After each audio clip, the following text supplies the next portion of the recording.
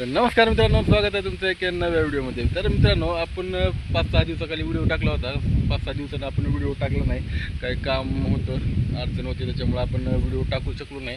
आणि 10-15 दिवस झाले मित्रांनो, आपण आपल्या सोयाबीनचा व्हिडिओ टाकला होता.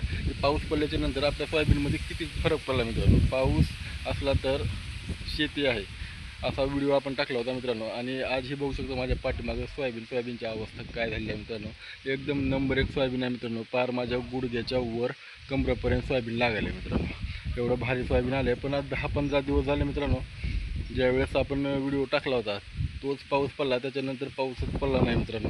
आणि पाऊस पडला नाही मित्रांनो. आता सोयाबीनला फुलं लागायची अवस्था आलेली आहे मित्रांनो. फुलामध्ये सोयाबीन यायला चालू झालं आहे आणि पाऊस चक बंद झाला मित्रांनो. नुसती हवा सुटलेली आहे आमच्या इकडे. तर मग तुमच्या इकडं पाऊस आहे का नाही मित्रांनो, कमेंट करून सांगा. आणि ही बघू शकता सोयाबीन कसं आहे मित्रांनो.